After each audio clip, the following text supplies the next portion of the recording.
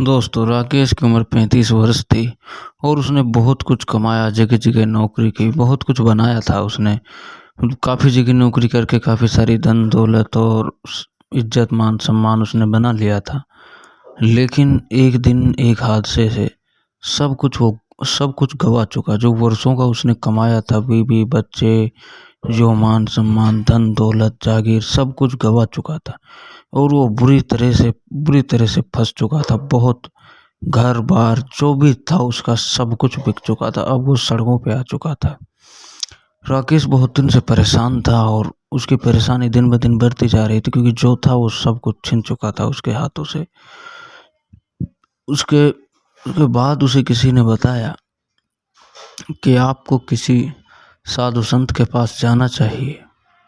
कोई बात नहीं, उनसे सलाह ना ले, बस जो भी आपके साथ हुआ उसे थोड़ा बताएं और उसके बारे में बात करें। हो सकता है अच्छा लगे, तो हो सकता है आपका काम कुछ बने, कुछ आपको अच्छा लगे सुनने को।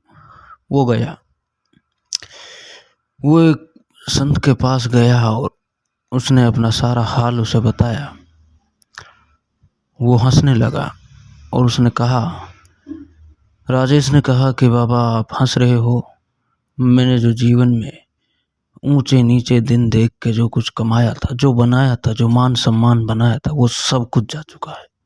सब कुछ खत्म हो जाओ, कुछ भी मेरे पास देने लेने के लिए कुछ भी नहीं है। वो साधु फिर से हंसा। उसने कहा कि इसका मतलब क्या है? उसने कहा कि जो कुछ तूने कमाया था वो सब कुछ यहीं का था। मानता हूँ बड़ी मेहनत और परेशानी से कमाया था। दुनिया में ऐसी परेशानी होती, तू अकेला नहीं, लाखों करोड़ों लोग हैं, उनको भी होती है। लेकिन कमाया तूने कैसे था? इस शरीर से कमाया था, इस दिमाग से कमाया था जो तू मेरे सामने बैठा है, इस आत्मा से कमाया था जो तू मेरे सामने बैठा है, इन हाथ पांवों से। और ये जो सांस जो तू ले रहा है, ये उस मालिक की मालकियत है। जो ये सांस ले रहा है, ये एक मालिक की मालकियत है। क्या अगर तेरी सांस बंद हो जाए तो क्या तू मुझे देख पाएगा, या अपने आप को देख पाएगा, या इस आसपास की दुनिया को देख पाएगा, या फिर चल पाएगा? अभी तेरे पास वही दिमाग है, वही हाथ पांव है, वही शरीर है और परमात्मा का पूरा खुला आकाश है। पूरी दुनिया में सब कुछ कारोबार है, कोई काल नहीं पड़ गया। तू उसे फिर से शुरू कर सकता है। जो कुछ हकीकत है वो तेरे ही पास है।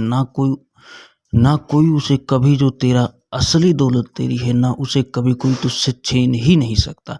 चाहे कोई तुझे जेल में डाल दे, गोली मार दे, सब कुछ दौलत, धन दौलत, बीवी बच्चे, ये सब कुछ छीना जा सकता है, लेकिन तेरी दौलत कोई छीन ही नहीं सकता। वो तो परमात्मा ने तेरे अंदर ही रखी, उसका मालिक तो तू स्वयं ही है। बात को समझ, क्योंकि तू सांस ले रहा है, जी रहा है, खा रहा है, पी रहा है, चल रहा है, इन्हीं हाथ पांव मरे से दिमाग कर, इन्हीं आंखों से देख के, फिर से जाग के, एक एक सांस के लिए उस परमात्मा का धन्यवाद कर। एक एक कदम के लिए धन्यवाद कर। जिस चीज को तू देख रहा है ये सब उसके लिए धन्यवाद कर। इससे शुरू कर। कोई बात नहीं, कुछ भी नहीं है, सूखी रोटी भी नहीं है तो कोई बात नहीं, उसकी हवा खा रहा है, पल पल खा रहा है, उसकी हवा, वो ऑक्सीजन तुझे एक एक क्षण दे रहा है, पानी दे रहा है, उसके लिए धन्यवाद कर। कोई बात नहीं अगर कुछ भी नहीं।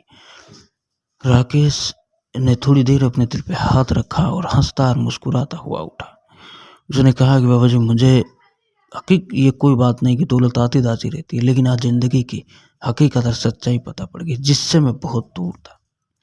शायद मुझे जीवन में पता भी ना चलती अगर ये हादसा मेरे साथ ना। मुझे कोई गम नहीं है, पत्नी गई, बच्चे गए, धन गया, दौलत गया, घर गया, कारोबार गया, सब कुछ गया, पर मुझे अपनी असली दौलत का तो आज पता चला कि उससे मुझे कोई छीन ही नहीं सकता। चाहे कोई जेल में डाल दे, गोली मार दे, कुछ भी कर दे, कोई समस्या ही नहीं।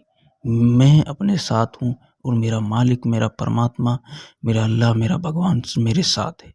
जिंदगी यहीं से राकेश की खूबसूरत और अच्छी और बेहतरीन जिंदगी उसने जी और आज भी जी रहा है। धन्यवाद।